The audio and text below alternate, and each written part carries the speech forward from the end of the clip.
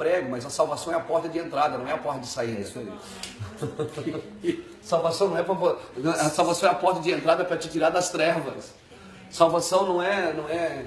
Cara, isso é tremendo quando você entende salvação e senhorio. Jesus não é Senhor dos salvos, Ele é Senhor dos senhores. Porque Ele te salva para ser Senhor. Ele te salva para você se reposicionar em domínio. O plano original de Deus Sempre foi. Como é que foi a frase que o senhor falou? O plano original de Deus nunca foi salvação.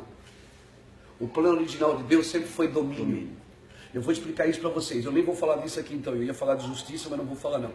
Eu vou falar de senhorio. E eu percebi que Deus abriu uma porta aqui, né? Deus abriu uma porta aqui. Quer ver uma coisa?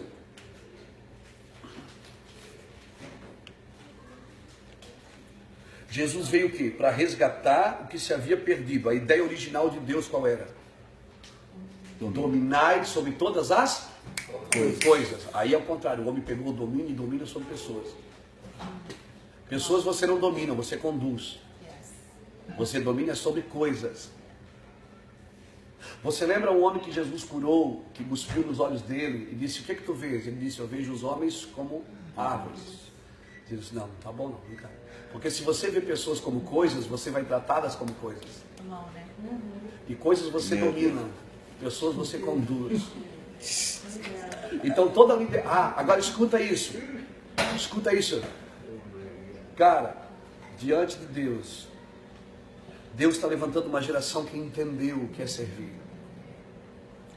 O primeiro homem a dominar outro homem na terra foi um homem chamado Nimrod. Foi o cara que criou a Babilônia. Ele foi o primeiro mercador de escravos que o mundo conheceu. Nimrod foi o primeiro homem que algemou um homem e vendeu ele como escravo. Por isso que todo lugar que homens dominam sobre homens, o princípio é babilônico, não é celestial. É verdade. Porque o céu não é eu mando e você obedece, o céu é façamos nós. Até na criação o homem participou. Deus chamou Adão para participar da criação, porque é Adão que colocou o nome no que Deus criou. Adão participou. Por isso que Salmo 8, verso 4 diz assim, ó, que um pouco menor do que Deus ele nos fez, de glória e honra nos coroou, nos deu domínio. Oh, Jesus.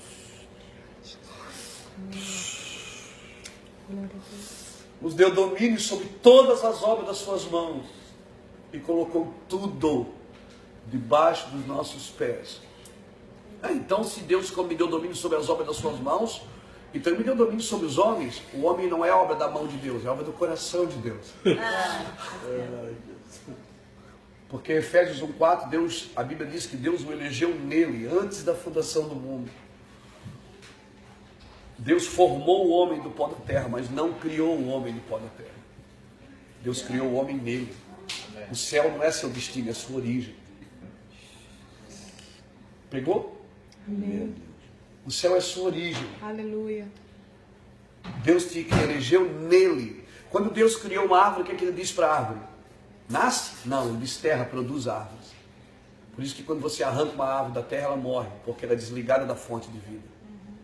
Quando Deus criou um peixe, Deus disse: peixe nasce? Não, Ele disse: mar, água, produza peixe. Quando você tira um peixe da água, o que acontece? Ele morre. Agora, quando Deus criou o homem, Ele não terceirizou. Ele não mandou ninguém fazer. Ele disse: façamos nós, o homem, a nossa imagem e a semelhança. Por isso que todo homem que anda longe de Deus, ele morre. Espiritualmente, ele não entende o seu propósito. Nós temos que voltar ao propósito original. Por isso, quando Jesus fala de divórcio, o pessoal fala assim: ah, mas Moisés deu carta de divórcio. Aí Jesus diz o quê? Deu carta de divórcio por causa da dureza dos vossos corações. Mas no princípio não era assim. Meu Deus. Porque no princípio o que era? Era um homem e uma mulher. Então nós temos que voltar ao princípio para fazer a coisa certa. Amém. O princípio era um homem e uma mulher. Por que Deus tem que criar regras? Regra é a quebra do princípio. Por que Deus teve que escrever não matarás? Porque Caim matou Abel. Se ninguém matasse ninguém, não precisava de uma regra. A regra é a quebra do princípio. A lei é a quebra do princípio. Agora nós achamos o quê? Que a graça veio depois da lei. A graça veio antes. A lei veio para quem não entendeu a graça. Porque quem é que O que é que eles fizeram para sair do Egito? Nada. Deus disse, eu vos tirei com mãos fortes. Eu vou descer e vou falar com vocês. Quando Deus desceu, eles saíram correndo e disseram, fala tu, Moisés, e ouviremos, mas não fale Deus para que não honramos.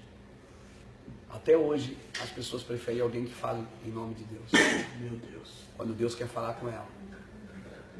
Aí Jeremias, no capítulo 31, Jeremias profetizou e disse assim, eis que naqueles dias renovarei a aliança com a casa de Jacó, e não como a que eu fiz com os vossos pais, porque eles invalidaram a minha aliança.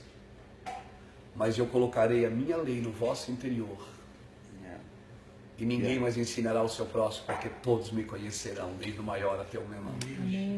A lei qual era? A lei, quando passava uma mulher bonita, e você saía com ela, você transava com ela, para você ser apedrejado, você tinha que ser pego em adultério. Se você não fosse pego, você continua adulterando. Porque a lei estava escrita numa pedra. Agora Deus pega a lei e coloca no seu interior, é o Espírito Santo que está aqui. Quando passa uma mulher bonita que você olha, na hora ele diz, ô cabeça, essa mulher é sua. Na hora você rocheca, por quê? Você foge. Então o que é mais difícil, andar na lei ou na graça? Na graça. A graça não é uma oportunidade para pecar. É isso aí. A graça é para tirar você mais rápido do pecado. Amém. Amém. Agora a salvação é por graça. Pela graça sois salvos, isso não vem de vós, é dom de Deus. Agora reino é por obras. Reino é conquistado à força, diz o Senhor. Por isso que as pessoas não entendem. Então nós aprendemos alguns princípios errados. Nós aprendemos que para ser cheio do Espírito Santo eu tinha que orar e ir para o monte, eu tinha que jejuar, eu tinha que fazer isso, eu tinha que fazer aquilo. O Espírito Santo não vem porque você é forte, ele vem porque você é fraco. Eu que ajudo nas suas fraquezas. Ele não vem porque você fez alguma coisa para merecê-lo, ele vem porque você precisa dele. Sem mim nada podeis fazer. Amém. Mas a religião nos ensinou o quê? Que você tem que dar o primeiro passo para Deus te abençoar. Quem dá o primeiro passo é Ele. Jesus disse, eu vos escolhi, não foi vós que me escolheste. Agora eu entrei, pronto, sou salvo. Aceitei Jesus. Agora eu preciso me esforçar para praticar justiça. O justo pratica justiça. Quem é o justo? É aquele que foi justificado por Jesus. Por isso que não adianta eu ser bonzinho sem Jesus. Eu tenho que ser justificado, tenho que ser salvo, para depois praticar a justiça. Reino é prática de justiça. Tem salvos que não conhecem o reino. Por quê? Porque eles são salvos, mas não praticam justiça. Vão ser salvos, pastor? Vão para a glória? Vão. Mas não vão governar com Cristo.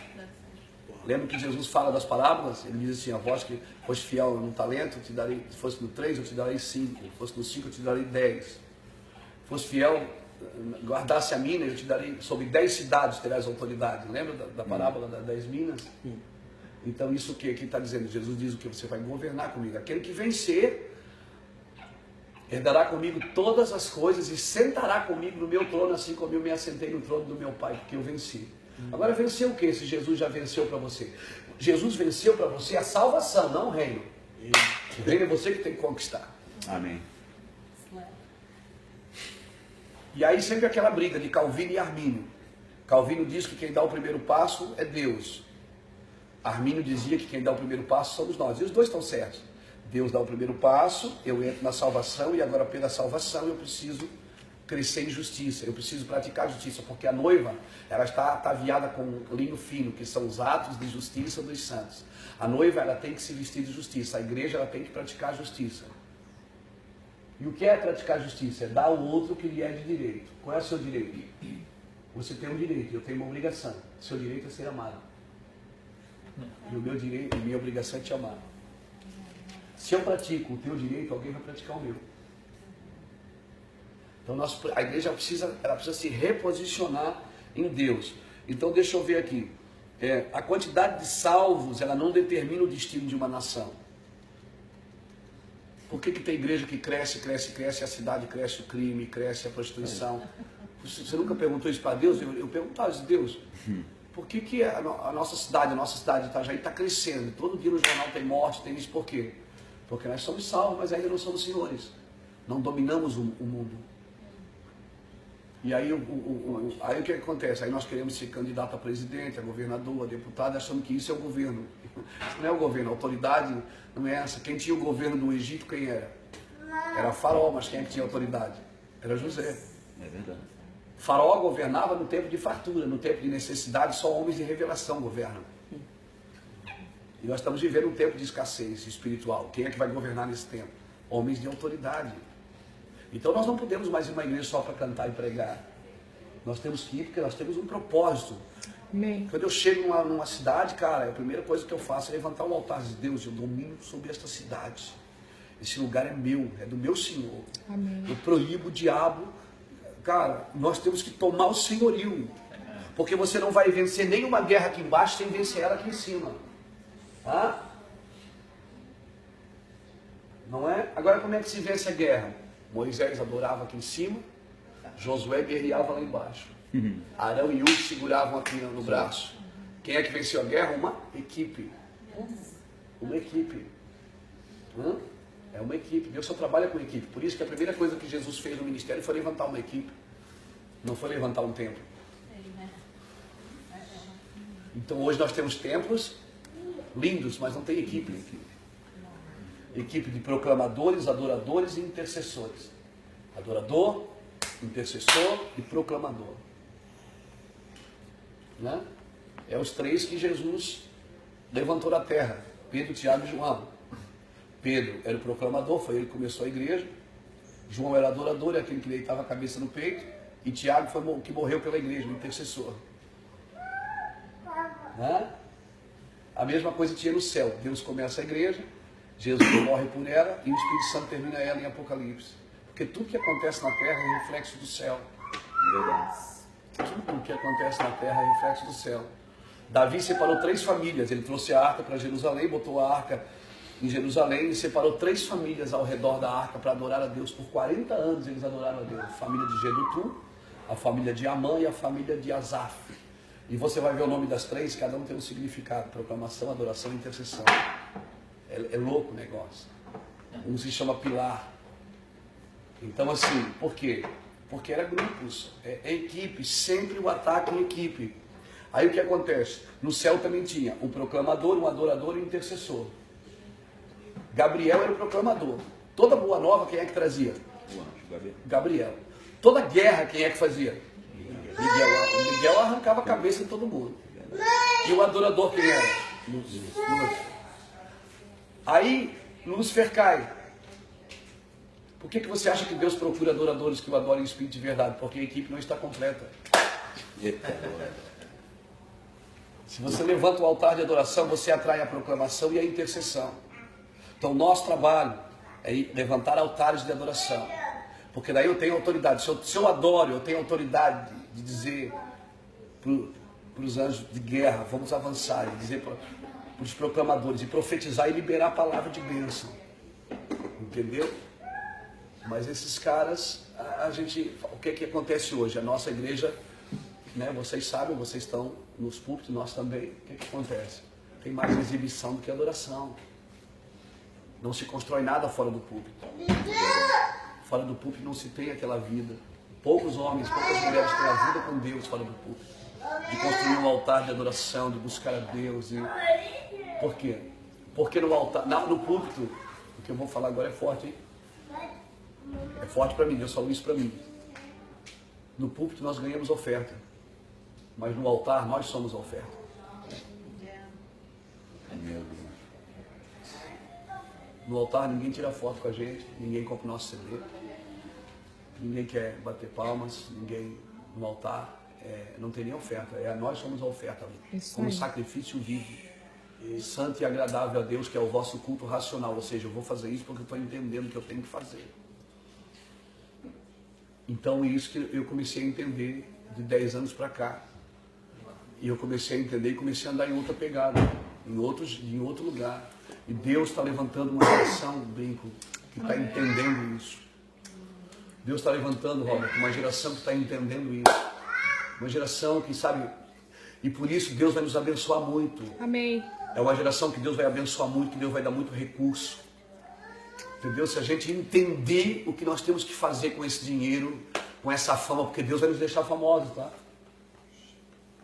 Deus vai nos deixar famosos, porque Deus deixa, ele não esconde uma lâmpada debaixo de uma vasilha.